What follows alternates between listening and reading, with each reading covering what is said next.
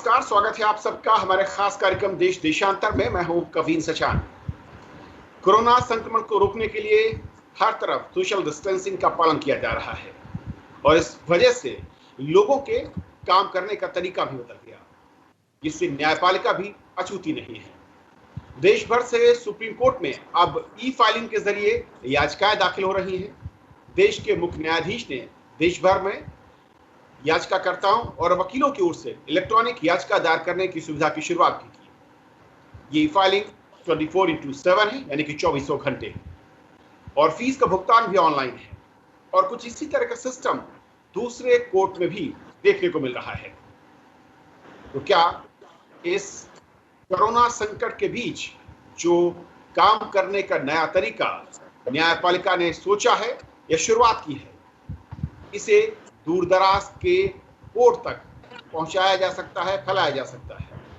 इसके फायदे क्या हैं और क्या इसके जरिए जो एक लंबा पेंडेंसी का इशू रहा है उसे दूर किया जा सकता है और आम जन को इससे क्या फायदा हो सकता है, और साथ ही साथ इसके रास्ते की चुनौतियां क्या हैं, ये भी समझेंगे। हमारे साथ तीन बेहद खास मेहमान हैं।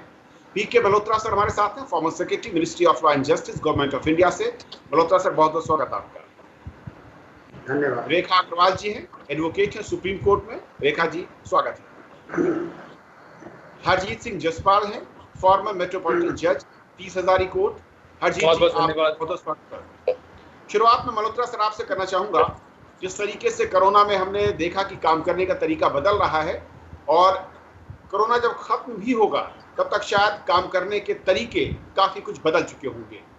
न्यायपालिका ने जो शुरुआत की है, खासतौर पर सुप्रीम कोर्ट की ओर से, ई फाइलिंग और इसके बाद ई फीस का भुगतान, और मैं कहूँ कि ई कोर्ट की तरफ तेजी के साथ ये कदम कैसे आप देखते हैं, और क्या इसे एक नए रूप में हम देख पाएंगे पूरी की पूरी न्यायपालिका को अगले कुछ वर्षों या महीनों के बाद, अगर इसको आगे बढ़ाया जाए?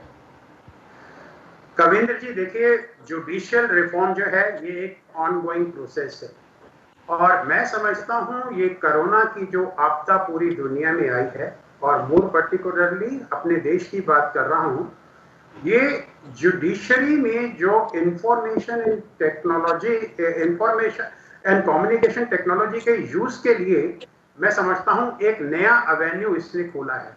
हम जुडिशियल रिफॉर्म शुरू काफी समय से करते आ रहे हैं, 90s से लेकर के आज तक जुडिशियल रिफॉर्म का प्रोसेस चल रहा है, जिसमें कोर्ट्स को अपग्रेड करना, उनमें इंफ्रास्ट्रक्चर प्रोवाइड करना, और जजेस की नियुक्ति करना, केसेस को कम करना, और use of information and communication technology. ये प्रोसेस कोई आज से शुरू नहीं हुआ, इसकी शुरुआत मिड 90s में ही हो गई थी।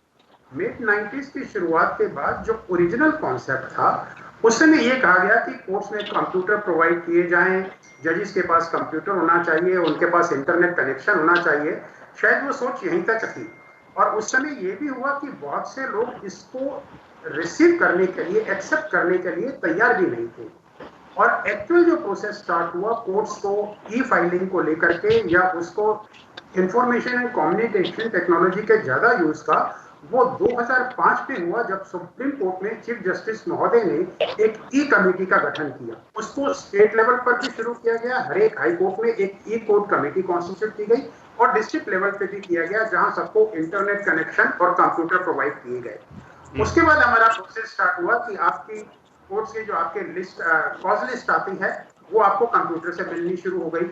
जजमेंट्स आनी शुरू हुई, वो कंप्यूटर के ऊपर आनी शुरू हो गई। आपका रिकॉर्ड मैनेजमेंट है, उसके लिए कंप्यूटराइजेशन शुरू हो गया। लेकिन तब भी कभी ये नहीं सोचा गया कि हम वीडियो कॉन्फ्रेंसिंग के थ्रू केसेस की सुनवाई करेंगे। ये कॉन्सेप्ट जो शुरू हुआ, ये 2005 के बाद ही जाकर के शुरू हुआ, जब ये ई कोर्ट का कॉन्सेप्ट आया। और शुरू में वो केसेस जो थोड़े आसान केसेस थे, मैं समझता हूँ ये कोविड हमारे लिए एक ऐसी अपॉर्चुनिटी लेके आया है, जहां परफोर्स ई कोर्ट का कॉन्सेप्ट जो है उसको एक्सपीडाइट किया गया है। लोग बहुत ज्यादा अभी टेक सावी हो गए हैं, और अब इसको यूज कर रहे हैं, क्योंकि उनको पता है कि जहां लॉकडाउन की स्थिति आ गई है, आप कोर्ट में जा ही नहीं सकते, आप अपीयर हो ही नहीं सकते, वहां आपको परफोर्स इसको काम करना पड़ रहा है। और इसके लिए मैं समझता हूं जो चीफ जस्टिस ऑफ इंडिया ने 15 मई 2020 को जो ऑर्डर पास करके उस अंडर आर्टिकल 142 ये कहा है कि ई कोर्ट के माध्यम से जितने भी कार्य किए जाएंगे वो लीगली मान्य होंगे। ये सुप्रीम कोर्ट ने अपनी तरफ से एक जो एग्जिस्टिंग लीगल फ्रेमवर्क का उसको और स्ट्रेंथन किया है और अब बहुत सारे मैटर जो हैं वो ई कोर्ट के द्वारा सुनवाई में आ रहे हैं और उनका डिस्पोजल भी हो रहा है।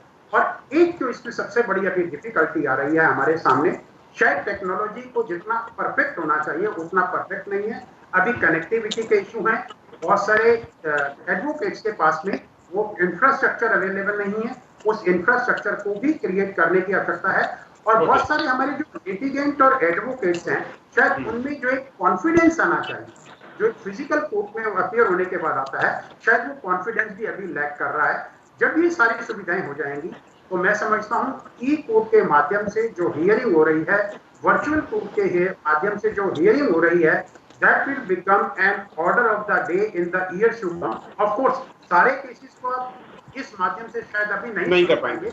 इसके बहुत सारे और भी पहलू हैं जिनको हम नजरअंदाज नहीं कर सकते और हमें देखना पड़ेगा, लेकिन this is going to stay even after कोविड-19 ऑल्सो। ओके, अजीत जी, जी वर्चुअल कोर्ट में कहूँ जिस तरीके से ई सिस्टम ने मजबूरी कहें, प्रोसेस बहुत पहले शुरू हुआ लेकिन कोविड ने हमें मजबूर कर दिया कि उसकी तरफ बढ़ना ही है। जो रियल कोर्ट से और ई कोर्ट में क्या क्या बड़ा फर्क दिखता है एक याचिकाकर्ता के लिए, एक वकील के लिए और एक जज के लिए? जी, सबसे पहले तो मैं बताना चाहूंगा, जैसे मल्होत्रा साहब ने बताया, ई कोर्ट्स का कॉन्सेप्ट कोई नया कॉन्सेप्ट नहीं है, ये ऑलरेडी एग्जिस्टिंग कॉन्सेप्ट है। हम काफी लंबे समय से प्रयासरत थे, हम कोशिश कर रहे थे कि ई कोर्ट्स अधिक से अधिक मामलों में पॉसिबल किए जा सके, ज्यादा से ज्यादा मामले ऑनलाइन सुनवाई के थ्रू सुन सके। ये जो आपदा देश पे आ पड़ी है, ये एक तरह से पुश मिला है इस ई कोर्ट प्रोजेक्ट को। सोशल डिस्टेंसिंग कहें या लॉकडाउन कहें या बहुत सारे और कारण कहें जिसकी वजह से हमें मजबूरन ये काम हम बहुत सारे कदम उठाए। मैं अगर आपको उदाहरण बताऊं तो 2019 में, मार्च 2019 में सुप्रीम कोर्ट ने ई कोर्ट्स ऐप एक एप्लीकेशन इनॉग्रेट किया था जिसमें आप अपने केस की सारे स्टेजेस, आपका केस कहाँ पहुंचा है, क्या ऑर्डर हुआ है, उसके अंदर अगली तारीख क्या लगी है, पिछली तारीख क्या थी, ये सारी मामले आप चेक कर पाओगे। मैं बहुत, it's a matter of proud, बहुत प्रसन्नता की बात है मेरे लिए, गर्व की बात है ये कि तकरीबन रोज इस ऐप को 5000 डाउनलोड हो रहे हैं। लाखों बार ऑलरेडी ये ऐप डाउनलोड हो चुका है, अधिक से अधिक लोग इस ऐप से जुड़ रहे हैं ऑलरेडी। अगर हम इस बारे में बात करें कि क्या डिफरेंस रहेगा एक याचिकाकर्ता, एक जज, एक मैजिस्ट्रेट के लिए, अगर हम बात करें कि कैसे लाइफ चेंज होगी, कैसे कोर्ट प्रोसीडिंग चेंज होगी, तो सबसे बड़ा जो मैं कहूँगा डिफरेंस है वो है पेपरलेसनेस का। यानी कि कोर्ट में पेपर ना आना अपने आप में बड़ी बात है। ऐसी बहुत सारी चीजें हैं जो चेंज होंगी, जैसे कि एक छोटा उदाहरण लेके देखें तो कंफर्टेबल जोन, सबके लिए कंफर्ट जोन जिसको हम कहते हैं, वो वकीलों के लिए भी और जजेस के लिए भी, एक याचिकाकर्ता के लिए भी यही है कि वो कोर्ट में आएगा, वो कोर्ट में आके खड़ा होगा, अपीयर होगा, सबका एक कॉन्फिडेंस होता है, एक कंफर्ट जोन होता है। तो हाँ, मैं ये बात जरूर मानता हूँ कि हम जो ट्रेडिशनल लिटिगेशन जिसको कहते हैं वो पूरी तरह से चेंज हो जाएगी।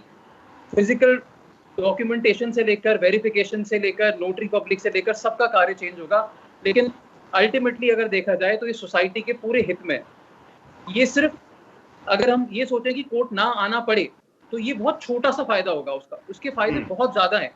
पोल्यूशन से लेकर, कम्यूटिंग से लेकर, आपका पेपर कितना बच जाता है, एफिशिएंसी कितनी बचती है। कोर्ट चलाना एक काफी एक्सपेंसिव प्रोसीजर है पूरा का पूरा। आप अगर कोर्ट ऑनलाइन चला पा रहे हैं, बहुत सारे लोगों को नहीं आना पड़ रहा, अपनी रोजमर्रा की जिंदगी में आपको कोई वेरिएशन नहीं लाना पड़ रहा, मैं आज ऑफिस की छुट्टी नहीं लेनी पड़ेगी, मुझे मेरी दुकान नहीं बंद करनी पड़ेगी, अगर मैं अपने घर से ही, अगर मैं ऑनलाइन ही अपीयर हो जाता हूँ, फाइलिंग में ऑनलाइन कर पाता हूँ, तो इससे अच्छा कुछ हो नहीं सकता। मुझे लगता है कि एक सराहनीय और एक वेलकम स्टेप रहेगा फ्यूचर के लिए। This is what I think. Rekha ji, मैं आता हूँ वकीलों के पक्ष पर, क्योंकि 2-3 चीजें जो सुनने में आई और कई जगह कई बार ऐसा कहता है टेक्नोलॉजी सेवी होना, दूसरा ये है कि सहूलियत के नजरिए से अगर मैं कहूँ, क्योंकि पेपरलेस होगा लेकिन इसके बावजूद आप लोगों को बहस ज़रा उसी तरीके से करनी होगी या उससे ज़्यादा बेहतर तरीके से करनी होगी, ये एक बड़ा चैलेंज हो सकता है। इसके अलावा क्या एक याचिकाकर्ता के लिए और एक वकील के लिए सहूलियत के तौर पर आप देखते हैं अगर हम इस सिस्टम को पूरे देश में लागू कर पाए? देखिए, जैसे मल्होत्रा जी ने और जसपाल जी ने कहा, उन्होंने बहुत सुंदर तरीके से इसके फायदे जो एक नए जमाने की लिटिगेशन है तो उसको समाप्त कर दिया। और अगर हम इसको पॉजिटिव दृष्टि से देखें तो एक चैलेंज जरूर लगेगा, इसमें कोई शक नहीं है कि सडनली जैसे कहते हैं कि हमारे सामने एक नई चीज समा दी गई। अभी तक जो ई कोर्ट्स थी और जो वर्चुअल कोर्ट्स थी, स्पेशली जैसे चालान की जो कोर्ट्स थी, वो आपकी चॉइस थी, आप चाहें तो उन पे जा सकते हैं, चाहे तो नहीं जा सकते। पर अब तो एक जैसे कंपल्शन, कोई चॉइस नहीं है। फिजिकल है कि शारीरिक रूप के अंदर आपको जाके कोर्ट्स में खड़े होने का जो एक लुत्फ आता था, मुश्किलें भी होती थी, पोल्यूशन बढ़ता था, आपको थकावट होती थी, समय जाया होता था, पैसा लगता था, वगैरह वगैरह, वो सब पर एक लुत्फ भी आता था। तो हाँ, एक बड़ा चैलेंज है, पर ये वकीलों के लिए बहुत बड़ा चैलेंज है, पर इसके साथ साथ उसके फायदे बेशुमार है। बिल्कुल, मैं आना चाहता हूँ उसी पॉइंट पर कि असल में देखना चाहिए जिस तरीके से मल्होत्रा सर, आम पब्लिक के नजरिए से अगर मैं समझूं, कुछ लोग कहते हैं कि इससे जो पेंडेंसी है केसेस की, जो कि एक बैकलॉग बहुत लंबा है, उसको हम कम कर पाएंगे तेजी के साथ। लेकिन क्या ई सिस्टम के जरिए आम आदमी को ज्यादा सहूलियत होगी? क्योंकि जिस तरीके से हमारा भारत का परिवेश है, जो कि शिक्षा है, उसमें टेक्नोलॉजी का समझना और उसको उस याचिकाकर्ता तक पहुंचाना, क्या ये सबसे बड़ा चैलेंज हो सकता है? कविंदर जी, ये बहुत ही इम्पोर्टेंट विषय है जो आप उठा रहे हैं, और इसमें कोई दो राय नहीं है कि आज, जैसा कि मैंने पहले भी कहा, अगर हम टेक्नोलॉजी का यूज कर रहे हैं तो ये हमारे ऊपर फोर्स किया गया है, और शायद कोर्ट्स उस समय तक इसको मतलब वर्चुअल कोर्ट के लिए तैयार नहीं थी। ई फाइलिंग कोर्ट्स ने परमिट कर दिया, आप डॉक्यूमेंटेशन फाइल कर सकते हैं, और शायद ई कोर्ट के लिए या वर्चुअल कोर्ट के लिए इसलिए तैयार नहीं थे कि टेक्नोलॉजिकली जितनी एक्सपर्टीज कोर्ट्स के पास होनी चाहिए और जिस तरह की सुविधाएं उनके पास होनी चाहिए, शायद वो अभी तक कोर्ट्स के पास बेस्ट एफर्ट्स के बाद भी अभी तक नहीं पहुंच पाएंगे। और शायद इसमें एक डिजिटल डिवाइड की बात भी है। एक बहुत बड़ा तबका जिसके पास ये सुविधाएं आज नहीं है, बिकॉज ऑफ दिस कोरोना, आज उनके केसेस को टेकअप ही नहीं किया जा रहा। ऑलरेडी जो केसेस कोर्ट में फिक्स हुए थे उनकी सुनवाई नहीं हो रही है। तो पहले तो हमें एक रॉबस्ट टेक्नोलॉजिकल प्लेटफॉर्म प्रोवाइड करना पड़ेगा जो डिस्ट्रिक्ट लेवल तक, तालुका लेवल तक अवेलेबल हो। ऐसा नहीं है कि आज की तारीख में भी नहीं है, आज की तारीख में भी वो प्लेटफॉर्म अवेलेबल है, लेकिन जिस तरह का विश्वास लोगों के अंदर आना चाहिए। आज भी एक जो क्लाइंट है, वो जो विलेज में रहता है, आज भी उसको लगता है कि जब तक हमारे वकील ने कोर्ट में जाके जज साहब के सामने बहस नहीं की है, तब तक उसको तसल्ली नहीं होती है। तो वो तसल्ली करने के लिए शायद हमें एक समय लगेगा। और मैं समझता हूँ जब भी आप सिस्टम में चेंज करते हैं तो इस तरह की दुविधाएं आती हैं, और उन दुविधाओं के लिए रास्ते भी होते हैं। ऐसा नहीं है कि रास्ता नहीं है। आपने एक बहुत अच्छी बात कही कि क्या इससे पेंडेंसी कम होगी। मैं समझता हूं जो हम बात करते हैं कि 3 करोड़ 20 लाख केसेस जो है आज पूरे देश में आज भी पेंडिंग है, हम 3 करोड़ 20 लाख केसेस के बाद आज से नहीं कर रहे हैं, पिछले 10 सालों से कर रहे हैं। उस पेंडेंसी को कम करने में टेक्नोलॉजी का एक बहुत बड़ा हाथ रहेगा। आज एक एडवोकेट, मान लीजिए किसी एक सीनियर एडवोकेट को एक मैटर उसके पास है जो उसने मद्रास में भी आर्ग्यू करना है और जयपुर में भी आर्ग्यू करना है और दिल्ली में भी आर्ग्यू करना है। इस माध्यम से, ई कोर्ट के माध्यम से, वो अपने घर बैठा बैठा इन 3 जगह में अपीयर हो सकता है, जबकि उसकी फिजिकल अपीयरेंस के लिए वो संभव नहीं था, उसको एडजॉर्नमेंट लेनी पड़ती थी। आज वो अपने घर में बैठा हुआ ये कर पाए। एक तो ये है कि टेक्नोलॉजी को आपको ठीक करना पड़ेगा, और मैं समझता हूँ उसके लिए ऐसा नहीं है कि आज हमारे पास माध्यम नहीं है, हमारे पास माध्यम भी है। उसके लिए अगर हमें देखूं, लीगल सर्विस अथॉरिटी के अंदर जो national legal service authority create की गई है, state legal service authority create की गई है, district legal service authority create की गई है, तालुका लेवल पे लीगल सर्विस अथॉरिटी की गई है, वो एक प्लेटफॉर्म प्रोवाइड कर सकते हैं उन सबको जिनके पास टेक्नोलॉजिकल हेल्प अवेलेबल नहीं है। ये प्लेटफॉर्म के अलावा जजेस की ट्रेनिंग के लिए, एडवोकेट्स की ट्रेनिंग के लिए हमारे पास नेशनल जुडिशियल अकेडमी है, स्टेट जुडिशियल अकेडमीज हैं, वो उनको ट्रेनिंग दे सकती हैं ताकि इस सिस्टम को और अच्छी तरह से यूज किया जा सके। और इसके अलावा मैं समझता हूँ जो हमारे ये ई कोर्ट कमेटीज हैं कोर्ट्स के अंदर, वो भी एक बड़ा रोल प्ले कर सकती हैं in providing a good infrastructure to all the जजेस। इन अगर हम ये सारे स्टेप लेते हैं, लेकिन एक चीज मैं और हाँ कहना चाहूंगा जो बहुत जरूरी है, टेक्नोलॉजी सिर्फ एक माध्यम है, ये अपने आप में एक एंड नहीं है। एंड है रेंडरिंग जस्टिस, और आम आदमी को उस जस्टिस डिलीवरी सिस्टम में कॉन्फिडेंस होना चाहिए। वो कॉन्फिडेंस हमें डेवलप करना है, और मैं समझता हूँ समय के साथ साथ ये होगा। जिस तरह की सुविधाओं की बात मैडम ने भी की और हरदीप जी ने भी की कि भाई कोर्ट में जाते हैं तो आपको एक डिफरेंट तरह का माहौल मिलता है, मैं समझता हूँ जब आपका वर्चुअल कोर्ट होगा और आर्ग्यूमेंट इस प्लेटफॉर्म पे होंगे तो शायद आर्ग्यूमेंट्स के अंदर एक ज्यादा डिसिप्लिन आएगा, और जो समय बेकार की बातों में नष्ट हो जाता था कोर्ट के अंदर, वो बहुत सारा समय बचेगा। और जब इसकी रिकॉर्डिंग भी होनी शुरू हो जाएगी, आज की तारीख में रिकॉर्डिंग परमिसिबल नहीं है, लेकिन जब रिकॉर्डिंग भी शुरू हो जाएगी तो मैं समझता हूँ अपील कोर्ट में भी जो है कम समय लगेगा, क्योंकि कोई भी वकील ये नहीं कह पाएगा कि मैंने आर्ग्यू करते हुए जज साहब के सामने ये पॉइंट लिया था, जज साहब ने ये पॉइंट कंसीडर नहीं किया, क्योंकि जब वो रिकॉर्डिंग अवेलेबल होगी तो शायद उसको ये मौका नहीं मिलेगा, तो शायद अपील में भी डिसीजन लेने में बहुत आसानी होगी। तो इसके साथ में मैं समझता हूँ ई कोर्ट का कॉन्सेप्ट जो है it is going to stay there, और बहुत सारे केसेस हैं, फैमिली मैटर के डिस्प्यूट हैं, रिमांड मैटर हैं, मोटर व्हीकल एक्ट के केसेस हैं, और आज भी एविडेंस रिकॉर्ड होती है, ऐसा नहीं है कि एविडेंस रिकॉर्ड नहीं होती। मान लीजिए एडॉप्शन के जो केसेस होते हैं या चाइल्ड एब्यूज के जो केसेस होते हैं, इन सब तरह के केसेस में अगर मान लीजिए विटनेस कहीं देश के बाहर है तो उनकी एविडेंस आज भी जो है वीडियो कॉन्फ्रेंसिंग के थ्रू रिकॉर्ड होती है। ओनली थिंग सिस्टम को परफेक्ट करने की जरूरत है और ज्यादा से ज्यादा केसेस में यूज करने की जरूरत है। पर अगेन मैं फिर ये बात कहना चाहूंगा कि ऐसा नहीं है कि आप सभी केसेस वर्चुअल कोर्ट के माध्यम से कर सकते हैं। अभी वो लेवल हमारे यहाँ परफेक्शन का नहीं पहुंचा, उसमें शायद अभी थोड़ा सा समय और लगेगा। अजीत जी, दो बातें मैं अगर आम लोगों के नजरिए से कहूँ, क्योंकि जब न तो वकीलों को एक शहर से दूसरे शहर भागना पड़ेगा, एक कोर्ट से दूसरे कोर्ट भागना पड़ेगा, और साथ ही साथ जो याचिका करता है या फिर मैं कहूँ कि जो वादी हैं इसके साथ जुड़े होते हैं केसेस के साथ में, वो भी अपनी लोकेशन पर रहकर गवाही दे सकते हैं, शामिल हो सकते हैं। ऐसे में दो अहम सवाल ये खड़े होते हैं कि क्या न्याय सस्ता हो पाएगा उस गरीब इंसान के लिए, उसके रीच में आ पाएगा, और दूसरा जो पेंडेंसी का मसला है वो कितना हम इससे फास्टन कर सकते हैं रफ्तार को, ताकि ये जो कहा जाता है कि वक्त पर न्याय मिले वो मुमकिन हो पाए। जी साचन साहब, आपने दो सवाल पूछे हैं मुझसे, मैं जो आपका दूसरा सवाल है उसको पहले लेना चाहूंगा, क्या पेंडेंसी कम हो पाएगी। देखिए, हम सब करीबन ये जानते हैं कि 25 से 30% केसेस में सिर्फ इस कारण से डेट पड़ जाती है या मामला सुनवाई आगे बढ़ जाती है, एडजर्न करना पड़ता है, क्योंकि वकील साहब या याचिकाकर्ता या पिटिशनर या रिस्पोंडेंट या अक्यूज या कोई और व्यक्ति जो उस केस पे संबंधित है, गवाह भी हो सकता है, वो उस दिन उपस्थित नहीं हो पाया। वो उपस्थित नहीं हो पाया क्योंकि बहुत सारे कारण हो सकते हैं, मुझे कहीं जाना पड़ सकता है, मुझे हो सकता है ट्रेन की रिजर्वेशन नहीं मिल पाए, या जैसे मल्होत्रा साहब ने एग्जांपल दिया, वकील साहब दूसरी कोर्ट में एंगेज थे, उनका कहीं और मैटर लगा हुआ था।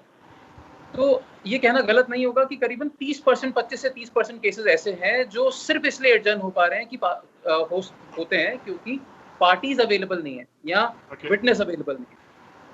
तो मैं इस पॉइंट पे जरूर हाईलाइट करना चाहूंगा कि अगर हम टेक्नोलॉजी यूज करते हैं, अगर मुझे आना नहीं पड़ता कोर्ट में, अगर वकील साहब एक ही जगह बैठे बैठे दो कोर्टों का काम निपटा सकते हैं, तो वो 25-30% केस जो सिर्फ डेट पड़ जाती थी, एडजर्न हो जाते थे, इन कारणवश वो एडजर्न नहीं होंगे। तो एफिशिएंसी हमारी 1/3 तो एफिशिएंसी हमारी इसी कारण से अच्छी हो पाएगी। तो जाहिर सी बात है अगर ऐसा होगा तो पेंडेंसी जरूर कम होगी। दूसरा सवाल आपने ये किया था कि मैं एक चीज और आपके सवाल पे आने से पहले एक चीज और हाईलाइट करना चाहूंगा, मल्होत्रा साहब की बात को आगे बढ़ाना चाहूंगा कि ये एक ऑलरेडी एग्जिस्टिंग सिस्टम हमारा, चाहे वीडियो कॉन्फ्रेंसिंग कहे या कहीं बहुत सारे और मैटर्स ऐसे कहें जिसमें ऑलरेडी एग्जिस्टिंग हम ये काम कर भी रहे हैं। इसका एक बहुत बड़ा फायदा एक और है, इंटरनेशनली एक मापदंड कहा जाता है जिसको हम कहते हैं ईज ऑफ डूइंग बिजनेस। हम सब लोगों ने सुना है ease of doing business. Countries को ईज ऑफ डूइंग बिजनेस की रैंकिंग दी जाती है, आपकी कंट्री की कितनी अच्छी रैंक है, उस पे लोन से लेकर कंपनीज कितना इन्वेस्टमेंट, कितना आपकी कंट्री में आके इन्वेस्टमेंट करना चाहेंगे, कितने नए बिजनेस खोलना चाहेंगे, इस पे भी डिपेंड करता है।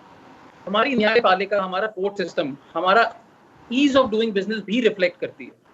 तो अगर हम अच्छी कोर्टें ऐसे सिस्टम बना पा रहे हैं जिसमें एडजमेंट्स कम हो पाते हैं, एफिशिएंसी ज़्यादा है, जेस्टेशन पीरियड कम है। एक केस की सुनवाई को 3 या 5 या 7 साल लगने की जगह 3 या 5 या 7 महीने में अगर हम काम खत्म कर पा रहे हैं तो हमारा ईज ऑफ डूइंग बिजनेस बहुत अच्छा हो रहा है।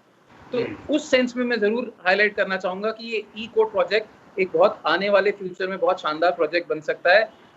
हाँ, टेक्नोलॉजिकल चेंजेस चैलेंजेस ज़रूर रहेंगे, लेकिन ये बात भी भूली नहीं जा सकती कि इंडिया ऐसी कंट्री है जिसमें व्हाट्सएप के, टिकटॉक के, फेसबुक के सबसे ज़्यादा यूज़र है। तो अगर हम व्हाट्सएप की मास्टरी कर सकते हैं, हम टिकटॉक के लाखों नए वीडियो बना सकते हैं रोज़, तो हम ई कोड्स भी धीरे धीरे ज़रूर अपनी रोज़मर्रा की ज़िंदगी में ला सकते हैं। और सर, क्या सस्ता हो पाएगा न्याय? जो एक आम आदमी है उसकी रीच में आ पाएगा, इससे कुछ फायदा होगा उनको? बिल्कुल फायदा होगा, डेफिनेटली। न्याय अगर हम इस न्यायपालिका का प्रोसीजर देखें तो हम एक लिटिगेंट के लिए, एक याचिकाकर्ता के लिए एक काफी बड़ा कॉस्ट, जो लिटिगेशन कॉस्ट ऑफ लिटिगेशन है, उसमें वकील साहब की फीस है। वकील साहब की फीस ज्यादा क्यों है? वकील साहब, जैसे अगर हम दिल्ली का उदाहरण ले तो दिल्ली में 7 कोर्ट कॉम्प्लेक्सेस हैं। वकील साहब एक जगह से दूसरी जगह भाग के जाना बहुत डिफिकल्ट है। तो उनके पास भी लिमिटेशन है कि मैं 1 या 2 केस ले सकता हूँ एक दिन के, 1 या 2 जगह जाके अपीयर हो सकता हूँ। अगर मैं दूसरी जगह जा रहा हूँ, दूसरी स्टेट में जा रहा हूँ, तो 1 या 2 जगह जा सकता हूँ। तो ये सारी लिमिटेशंस बहुत हद तक कम हो जाएंगी अगर हम ये ई कोर्ट्स या ऐसा कोई सिस्टम हम कर पाते हैं, ऐसा कोई हम कार्यक्रम, ऐसा कोई ऑल्टरनेटिव सजेस्ट कर पाते हैं जिसमें लॉयर्स मल्टीपल जगह अपीयर हो सकते हैं। तो नेचुरल सी बात है, जाहिर बात है कि कॉस्ट भी कम हो। ओके रेखा जी, क्योंकि मुझे लगता है कि जो दोनों पैनलिस्ट कर रहे हैं कि आप लोगों का, मैं वकीलों क्योंकि आप रिप्रेजेंट कर रही हैं, दौड़ भाग कम होगी, चैम्बर के खर्चे कम होंगे, महंगी जगहों पर ऑफिसेज का किराया नहीं देना पड़ेगा, और साथ ही साथ अगर ई सिस्टम को हम लागू कर पाएं तो वाकई आम आदमी को सिस्टम ज़्यादा इस न्यायपालिका का पता चल पाएगा और शायद कुछ हद तक 10 से 20 से 30% तक हम उसके खर्चों को भी कम कर पाएं ओवरऑल। बिल्कुल, मैं इस बात से एग्री करती हूँ जो जसपाल जी ने बात कही कि वाकई के अंदर खर्चे कम होंगे। जब आपको अपना किराया नहीं भरना, कोई चेम्बर को नहीं मेंटेन करना, कोई आपको प्राइवेट ऑफिस आपने ले रखा है, तो बड़े शहरों के अंदर तो लाखों रुपए का रेंट होता है।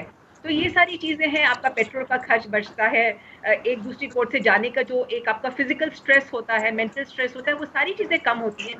पॉजिटिव दृष्टि से देखें तो हमें इस बदलाव को टाइम लगेगा। टीदिंग ट्रबल्स तो जैसे मल्होत्रा जी ने भी कहा कि हर काम के अंदर आती है, कोई भी अब नया काम करते हैं आपको टीदिंग ट्रबल्स आती हैं।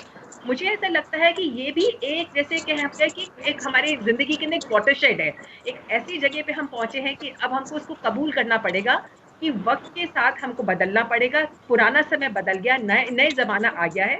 हम लोग अपने क्लाइंट को यही कहते हैं कि भैया तुम आओ या ना हो, आपको चिंता करने की जरूरत नहीं, हम अपनी तरफ से पूरी तैयारी करके जाएंगे और अच्छी तरीके से बहस करेंगे। इसी का मैं तो अपने क्लाइंट को यही बोलती हूँ कि आना चाहो तो आपके स्वागत है, मैं मना नहीं कर रही, पर आपके नहीं होने से भी मैं पूरी तैयारी करके जाऊंगी। तो ये क्लाइंट्स को धीरे धीरे एक वो विश्वास का लेवल आना पड़ेगा। शायद जब वो भी इस नए दौर से जब वो यूज्ड टू हो जाएंगे, जब वो फेमिलियर हो जाएंगे, तो उनको इस बात में विश्वास हो जाएगा। और मुझे लगता है कि जैसे सुप्रीम कोर्ट में एक बात चली भी है, ये मुद्दा उठा भी है कि क्या केसेस का वेबकास्टिंग हो सकता है। अगर ये ट्रांसपेरेंसी आ जाएगी, पारदर्शिता आ जाएगी, तो धीरे धीरे मुझको लगता है कि जब क्लाइंट अल्टीमेट इसका फायदा कौन, मतलब आखिर ये सिस्टम है किसके लिए, जजेस और लॉयर्स आखिर है किसके लिए? आखिर हम इसलिए हैं क्योंकि हमारे क्लाइंट से लिटिगेशन है। द एंड यूजर, एंड फायदा तो सिर्फ एक हम अपने क्लाइंट का ही देखना चाहते हैं ना इसके अंदर। तो अगर उसका फायदा नहीं होता, उसको सेटिस्फैक्शन नहीं होती, तो ये सारी की सारी टेक्नोलॉजी उसका कोई फायदा नहीं है। एक हमारे मन में एक बस एक सेटिस्फैक्शन हो जाएगी कि हाँ हमने केसेस को रैप अप कर दिया, इतने केसेस खत्म हो गए। तो अगर ऐसा भी आ जाता है, जैसे सुप्रीम कोर्ट ने बात भी करी है कि अभी फिलहाल सारे के सारे केसेस को आप वेबकास्ट नहीं कर सकते, सब लोग उनको देख नहीं सकते, पर जब ये ट्रायल्स जो है ओपनली अवेलेबल हो जाएंगी, जब कोई भी किसी भी केस को नेट के ऊपर देख सकेगा, कुछ छिपाने की बात नहीं जाएगी, सब कुछ ट्रांसपेरेंट होगा। भैया मेरे पास, मैंने कुछ नहीं छिपा के रखा, दूसरे वकील ने क्या बहस करी, मैंने क्या वकील बहस करी, जज साहब ने क्या सुना, क्या नोट डाउन करा, ये सब चीजों को देखते हुए we have to take a holistic view of the entire problem जो हमारे सामने है। और मुझे लगता है कि जरूर हम इसके अंदर अच्छे रिजल्ट्स एक दिन जरूर ला के देखें। मल्होत्रा साहब, क्योंकि अब आखिरी में कुछ सवाल थे, मैं आप कुछ कहना चाह रहे थे, मैं उस पर भी आ रहा हूँ। 2 सवाल मैं लेना चाहूंगा। एक सवाल आपके लिए है, एक दर्शक है जिन्होंने लिखा है ट्विटर पर कि क्या ई कोड के जरिए जिस भी हम फेज में हैं, आम आदमी खुद फाइल करते हुए, सिस्टम को समझते हुए और जज के सामने अपनी बात को रखने में कामयाब हो पाएगा, यानी कि सहूलियत के तौर पर ये आम आदमी को मिलेगी। मैं समझता हूँ इसमें कोई आपत्ति नहीं है। इवन आज का सिस्टम भी परमिट करता है इन पर्सन अपियर अगर आप आज कोर्ट में हो सकते हैं, फिजिकल कोर्ट में हो सकते हैं, तो वर्चुअल कोर्ट में तो उसकी और भी ज्यादा संभावनाएं बढ़ जाती हैं। रेखा जी ने बिल्कुल ठीक कहा, जो पॉइंट मैं कहना चाह रहा था, और बिल्कुल ठीक उन्होंने कहा कि अगर जब ये एक बार सिस्टम ओपन हो जाएगा, आज भी जो है कोर्ट्स ओपन है, इन कैमरा प्रोसीडिंग्स को आप छोड़ दीजिए, बाकी कोई भी हियरिंग अटेंड कर सकता है। तो जब वर्चुअल कोर्ट्स की हियरिंग भी जो है आम आदमी के सामने आनी शुरू हो जाएगी, तो जिस तरह की कॉन्फिडेंस की रेखा जी बात कर रही हैं, वो ऑटोमेटिकली मैं समझता हूँ क्लाइंट्स में आ जाएगा, क्योंकि प्रोसीडिंग्स आर ओपन। और मैं समझता हूँ जब आप कोर्ट में जाते हैं तो वहां कुछ संसाधनों की कमी है, कमी लोग एंटर कर पाते हैं, लेकिन वर्चुअल कोर्ट में तो कोई भी आदमी उस प्रोसीडिंग्स को देख सकता है, unless the proceedings are being held in camera. तो मैं समझता हूँ ये सिस्टम जो है बहुत अच्छा रहेगा, और आदमी अपना केस खुद भी आर्ग्यू कर सकता है, उसमें कोई बुराई नहीं है। ओनली थिंग इज कि उसको सिस्टम में बताना पड़ेगा कि वो अपना केस खुद आर्ग्यू करना चाहता है, और आर्ग्यू करने के लिए उसको कहाँ अप्रोच किया जा सकता है, उसको अपना phone number, contact number, details सब देनी होगी, ताकि उसको समय पे इन्फॉर्म किया जा सके और वो अपीयर होके अपना केस आर्ग्यू कर सके। ओके, अजीत जी, कुछ दर्शकों ने ये बात रखी है कि अगर आप समझा पाए बहुत शॉर्ट में कि ई फाइलिंग इसमें जो सिस्टम है, अगर कोई करना चाहता है तो क्या इनिशियली उसको देखना है, कहां पर जाना और कैसे रजिस्ट्री की फी या जो भी है प्रोसेस इसका, वो इनिशियली प्रोसेस क्या है, कैसे उसका लाभ ले सकता है? जी, ई फाइलिंग का हम दिल्ली में हैं तो मैं दिल्ली का एग्जांपल आपको दे पाऊंगा। ई कोर्ट्स की वेबसाइट के पे ही ऑप्शन है आपके पास ई फाइलिंग का भी। ट्रेडिशनली हमारे पास ई फाइलिंग का ऑप्शन था कमर्शियल कोर्ट्स में और फैमिली कोर्ट्स में। अब क्योंकि कोविड का टाइम चल रहा है, सोशल डिस्टेंसिंग का टाइम है और लॉकडाउन चल रहा है, तो आप हर कोर्ट कॉम्प्लेक्स ने अपनी खुद की वेबसाइट के ऊपर एक ईमेल एड्रेस प्रिस्क्राइब किया है, एक एओ साहब का, एडमिनिस्ट्रेटिव ऑफिसर साहब का फोन नंबर निर्धारित किया गया है। आप उन एओ साहब से बात कर सकते हैं, आप अपनी कोई भी अर्जेंट एप्लीकेशन हो उस वाले ईमेल एड्रेस पे एप्लीकेशन के थ्रू आप फाइलिंग कर सकते हैं। मैं एक उदाहरण देना चाहूँगा कि जैसे कि मान लीजिए कोई अर्जेंट मैटर है जिसमें मुझे अपनी गाड़ी छुड़वानी है, या किसी की बेल करवानी है, या कोई और मैटर है जो बहुत ही अर्जेंट है, जिसके अंदर हम लॉकडाउन के खुलने का इंतजार नहीं कर सकते। हर कोर्ट की वेबसाइट के ऊपर आपके पास एक वो ईमेल एड्रेस है, आप अपनी याचिका, अपनी एप्लीकेशन, अपनी पिटिशन उस वाले ईमेल एड्रेस पे दे सकते हैं। वापस दिल्ली का उदाहरण लेना चाहूंगा तो सिस्को वेबएक्स नाम का एक ऐप है जो दिल्ली हाई कोर्ट ने निर्धारित किया है। रोज हर डिस्ट्रिक्ट कोर्ट में बहुत सारी बेल एप्लीकेशन, बहुत सारी अर्जेंट एप्लीकेशन इस सिस्को वेबएक्स के थ्रू डिसाइड हो पा रही हैं। इसमें ना सिर्फ दोनों पार्टीज के एडवोकेट, कोर्ट स्टाफ, जज साहब, सब लोग मुखातिब हो पाते हैं, सब लोग फेस टू फेस हो पाते हैं, जैसे अभी हम बात कर पा रहे हैं उसी तरीके से जज साहब पूरी बात सुन पाते हैं। डिजिटल सिग्नेचर के थ्रू, ईमेल के थ्रू जज साहब के डिजिटल सिग्नेचर किया हुआ ऑर्डर दोनों पार्टीज को कोर्ट रिकॉर्ड के ऊपर चला जाता है, वेबसाइट के ऊपर ऑर्डर अपलोड कर दिया जाता है। इस तरीके से फाइलिंग भी हो पाती है और मसलों का निवारण भी हो पा रहा है। ओके, बहुत अहम जानकारी आपने दी। लंबी चर्चा हो सकती है लेकिन वक्त की कमी है, माफ़ी चाहूँगा। बहुत बहुत शुक्रिया आप तीनों मेहमानों का हमारे साथ इस चर्चा में जुड़ने के लिए, समझाने के लिए कि आखिर संकट के समय, इस कोरोना महामारी के संकट के बीच में ये मौका हमें नए रास्तों की तरफ ले जाता है, और ये नए रास्ते न सिर्फ किसी एक इंसान बल्कि पूरे सिस्टम के फायदे के नज़रिए से कितने अहम हो सकते हैं। और उसको हमने देखा आज कि न्यायपालिका अगर इसे आगे बढ़ रही इस रास्ते पर, तो उसका लाभ किस तरीके से एक आम जन को न्याय के लिए मिल सकता है और उसके चैलेंजेस क्या है। तो आज फिलहाल इतना ही। नमस्कार।